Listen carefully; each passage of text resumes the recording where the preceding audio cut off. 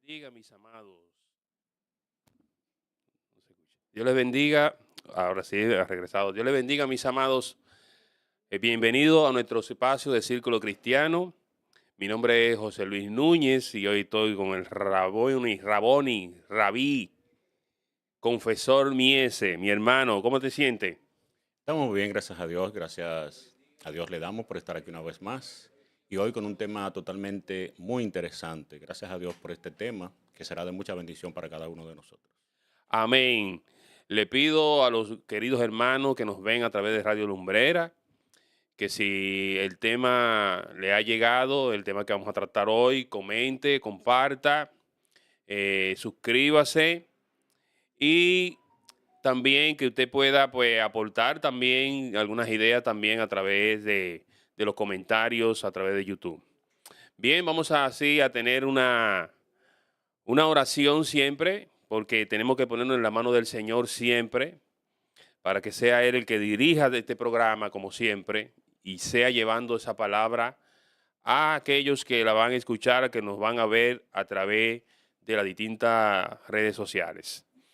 Vamos a ponernos en comunión con el Señor y vamos a pedirle siempre por el programa y también por los colaboradores, por los productores y que todo sea funcionando como Él quiera. Alabado sea el nombre de Cristo. En gloria a Dios. Padre Santo que estás en el cielo, te doy la gloria, la honra, la alabanza y la adoración. Señor, una vez más, tú nos has permitido estar aquí por tu gran voluntad. Te pedimos que tu presencia sea grata, Señor, en este momento y que tu palabra, Señor, sea llevada a los corazones que la van a escuchar y que nos van a ver, Señor, a través de las distintas redes sociales. Siga bendiciendo, Señor, la vida de Anderson. Siga bendiciendo, Señor, la vida de José Contreras, de toda su familia. Siga bendiciendo, Señor, los colaboradores del programa de Círculo Cristiano. Siga bendiciendo, Señor, esta plataforma de Radio Lumbrera de una manera especial. Cada programa que se transmite por Radio Lumbrera, bendícelo, Señor, y ayúdalo, Señor, cada día y que cada palabra pueda llegar, Señor, a cada corazón de los programas que se transmite por esta plataforma, Señor. Guíanos, Señor, en este tema, Señor. Lleva palabra. Quita los malos entendimientos, Señor. Quita la Gloria a dureza del Dios. corazón y glorifícate de una manera especial. En el nombre poderoso de Cristo. Amén. Gloria al nombre de Jesús. Amén, gloria a Dios. Bien, pues hoy tenemos un tema muy especial y muy delicado. Porque hoy vamos a hablar de la administración del dinero en la iglesia y eso conlleva la estructura de la iglesia. Y hay una pregunta, ¿ministerio o negocio? Y quisimos en Círculo Cristiano, que estamos casados con la verdad, oiga bien, con la verdad de la palabra de Dios. Eso es lo que siempre buscamos, la verdad a través de la palabra de Dios. Y como en estos tiempos se ha hablado tanto de una investigación de la periodista Nuria Piera, y en todas las plataformas digitales, en muchas se ha hablado de este tema. Y yo quiero hablar no necesariamente de la investigación, sino de, de esas cosas que pasan en las iglesias con referente o a ese caso, vamos a decir. Y quiero comenzar diciendo una introducción. Fíjese, para nadie es un secreto que la periodista Nuria Piera eh, es una enemiga de la fe. Es una enemiga de la fe porque desde hace tiempo ella siempre ha atacado la fe y con o sin razón, porque hay que ser también consciente de que porque ella sea una enemiga de la fe, no quiere decir que ella no diga algunas verdades que se dan en el mundo cristiano. Y eso hay que tenerlo en cuenta. Y ese punto yo lo quiero aclarar para que sepan, porque siempre ella ha ido en contra de la fe. aunque el caso que ella ha mostrado, no ha dicho que los pastores a lo que ella se refiere son, están robando, no ha dicho nada de eso, pero sí hace referencia al mal manejo, a la opulencia que hacen pues estos pastores que ella ha investigado. En el caso de la pastora, no venimos a criticarla, ni tampoco hablar mal de ella, pero la palabra de Dios es clara porque en el programa anterior le hemos dicho que en este tiempo la gente quiere ver esa gente de Dios, esa gente verdaderamente entregada, esa gente que guarda la palabra de Dios, que se comporta como un cristiano. La gente desea ver eso. Y más en los líderes que hoy manejan grandes congregaciones. Quiere ver esos líderes verdaderamente que hagan como dice el Señor, que dice, el pastor da su vida por las ovejas. El pastor deja la 99 y se va atrás de la descarriada. Y hay un verso aquí en Timoteo que dice, en 1 Timoteo, capítulo 3, dice, palabra fiel, si alguno desea obispado, buena obra desea. Pero, dice aquí, un momento, pero es necesario que el obispo sea irreprensible, marido de una sola mujer, sobrio, prudente, decoroso, hospedador, apto para enseñar. Ojo aquí, apto para enseñar, no dado al vino, no pendenciero, no codicioso de ganancias deshonestas, sino amable, apacible, no avaro. Oiga bien lo que dice Timoteo en los requisitos de un obispo. Entonces, mis queridos hermanos, esta es la introducción. Y vamos a tratar este tema porque vamos a ver esas situaciones que se dan en la administración del dinero de las iglesias. Y vamos a ver la estructura de la iglesia. Y yo quiero preguntarle a mi hermano confesor, ¿cómo es la estructura de una iglesia? ¿Cómo es eso? ¿Cómo se hace eso? Bien, excelente pregunta, mi hermano José Luis. Mira, tenemos que hacer un recorrido porque la iglesia llega en un momento histórico y es una estructura que se va desarrollando poco a poco. Recordemos que la palabra iglesia viene de eclesia, viene de asamblea y se refiere a este grupo de personas que se reúnen para dilucidar, para congregarse. Entonces, si tú te fijas, el Señor tomó al pueblo de Israel como una nación para sí. Entonces, el pueblo de Israel como nación tenía unos estatutos, tenía unas leyes. Recuerda que el pueblo de Israel era un estado monárquico. Entonces, si nosotros nos fijamos, el primer liderazgo que surge es el liderazgo de Moisés con los 70 ancianos. Luego surge el liderazgo de Aarón, el sacerdocio, a lo cual el Señor le entrega lo que son los diezmos. Y más adelante vienen los jueces, llega finalmente Samuel. Y en 1 Samuel capítulo 8, Samuel empieza a dar al pueblo lo que son los listados de las cosas que va a requerir el rey. Y una de las cosas que va a requerir el rey es precisamente que le paguen diezmos. Porque el rey va a tener a unos soldados, va a tener unos ministros, va a tener una persona que van a hacer ciertas funciones y necesitan entonces alimentarse. Si nos vamos un poco más atrás, cuando tú miras la historia de José allá en Egipto, tú vas a ver que, por ejemplo, el faraón se mantenía a sí mismo y mantenía a los sacerdotes. Y cuando José implanta un impuesto llamado el quíntuple, que si tú lo traduces sería como el 20%, porque precisamente Faraón mantenía a los sacerdotes. Entonces era un 10 para los sacerdotes y un 10 para su corte. Sería entonces un 20. Entonces déjame decirte que los diezmos, que nosotros lo hemos espiritualizado tanto, no son más que un mecanismo, son unos impuestos, para que sea la palabra moderna, que las naciones le establecen a sus ciudadanos para el tren gubernamental. Entonces, si tú miras las naciones antiguas, cuando una nación subyugaba a otra, se convertía en una nación vasalla y había que pagar entonces lo que serían los tributos.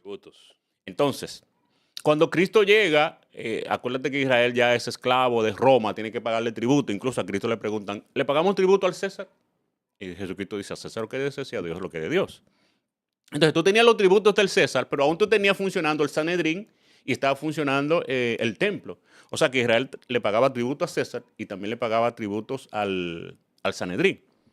Entonces, cuando Cristo instaura la iglesia, pues la iglesia lo que hace es que como los principales ministros vienen del israelismo, entonces muchas cosas de ellos pasan a lo que es la iglesia, pasan lo que son los ancianos.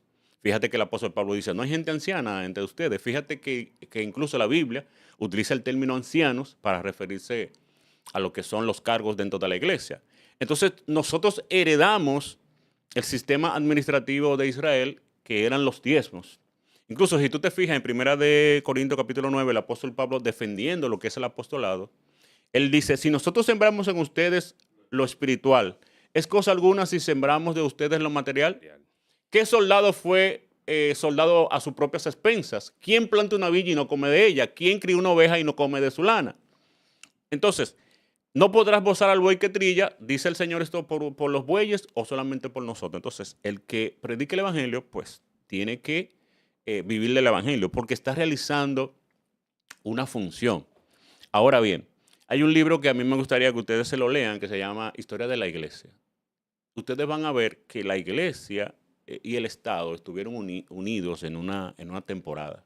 Entonces, cuando tú pagabas los impuestos eran para el Estado y para la iglesia. Cuando la iglesia se divide, entonces es que la iglesia tiene que formar una estructura independiente a la economía del Estado. Pero aún tú ves que ciertas organizaciones religiosas tienen acuerdos con el Estado, como el concordato, en el caso de la Iglesia Católica. Entonces, ¿cuál debe ser la estructura de la iglesia? Si tú te fijas, hay unos ministros, el obispo, el pastor, el evangelista, el maestro, los músicos, los ancianos que oraban por los enfermos. Todas estas personas eran ministras, los diáconos. Entonces, lo que se recauda como diezmo, entonces debe de ser distribuido para la alimentación y sustento de esos ministros. Y también tú tienes lo que es la ofrenda, que vamos a mirar, porque mucha gente se confunde cuando Pablo le habla a los corintios de la ofrenda. Ellos piensan que ese era el sistema de recaudación para el sustento de la iglesia y no era así. Amén. Gloria al Señor. Sí, mira, aquí yo tengo algunos puntos que van a traer algunas controversias que voy a dar, que pasa en el pueblo del Señor. Pero primero quiero entrar con la ley. La ley 122-05 nos dice que están exentos esas asociaciones sin fines, están exentos de impuestos, esas asociaciones sin fines de lucros, que ahí está metida la iglesia, y también exento de gravames corporativos a esas instituciones que hacen un trabajo institucional o social. Entonces, si esos, como nos dice la ley, es así, porque verdaderamente es así, entonces ahí es donde nosotros tenemos que guardarnos, porque si nos dice la ley que somos sin fines de lucro, yo quiero que el confesor me diga, entonces, ¿cómo es que yo puedo abrir una cuenta? O sea, eso me lo permite la ley, pero ¿cómo yo voy a afiliar quizá alguna empresa a mi iglesia. Porque es una iglesia sin fines de lucro. O eso la ley no lo permite así. Entonces tenemos que ser claros. No estoy hablando de nadie. Estoy hablando es en el sentido de que no se puede hacer según la ley. O yo no sé qué dice el abogado aquí, porque mi hermano confesor también estudia Derecho y también ha estudiado la Constitución y las leyes de aquí. Pero según la ley, nosotros no podemos tener nuestra iglesia con fines de lucro, porque es como una ONG. Entonces debemos de manejarlo en esa parte y debemos de ir entrando por ahí, porque ya que tenemos esa libertad por medio de la ley de hacer culto y de no pagar impuestos, pues entonces manejémonos con transparencia. Amén. ¿Cuál es tu opinión sobre la ley? Bien, precisamente aquí estamos con la ley 122-05, que es la ley que regula lo que son las ONG, las organizaciones no gubernamentales, que son aquellas instituciones que realizan actividades cuya finalidad no es lucrarse. O sea, no realizan per se una actividad comercial con la finalidad de que sus miembros, ¿verdad?, reciban una ganancia de capital. Ahora bien, tú decías que las ONG están exentas de impuestos. En su totalidad no es así. Exactamente. Mira, las organizaciones empiezan a funcionar, pero las ONG tienen que solicitar una certificación al Estado a través de lo que es impuestos internos. Impuestos internos entonces le hace una revisión y entonces ese impuesto interno quien certifica que verdaderamente tu actividad es sin fines de lucro. Okay. Ahora bien, ¿cómo se refleja esto? Cuando tú realizas todas tus actividades, vas a impuestos internos, declaras las actividades que tú hiciste y entonces ese impuesto interno que lo que hace es que te da exenciones, por ejemplo, para compra de vehículos, para compra de otras cosas, pero cada vez que tú compras, tú pagas los impuestos en el momento. Es ya luego cuando tú haces la declaración que entonces impuestos internos te hace la libertad de esos impuestos. Ahora bien, una de las problemáticas que tenemos aquí es que muchas iglesias, José Luis Núñez Peña, no tienen lo que es la personería jurídica, que es cuando tú haces la asamblea constitutiva, nombras a un presidente, un secretario, un tesorero, y vas allá, te registras a una API, registras tu logo y te organizas. Entonces ahí es... Escúchame. Entonces, así es que, en esa estructura que yo quería que tú me dijeras, así es que debe de entonces de funcionar la iglesia cuando va, vamos a ponernos en materias ya de jurídica, de ley. Exacto. La Biblia nos establece a nosotros que nosotros debemos de someternos a toda autoridad. Entonces, el hermano Crisóstomo nos expresaba que la comunidad, por ejemplo, de aquí, de Sabana Perdida, tenía en bien estima a tu persona y al hermano Arismendi Mieses, que por cierto es un saludo para él, mi primo. Entonces, si la comunidad decide que ustedes, por ejemplo, los dirijan, entonces ustedes tienen que ir, organizarse, hacer una asamblea constitutiva, buscan testigos, la persona firman con su nombre, su cédula, su dirección.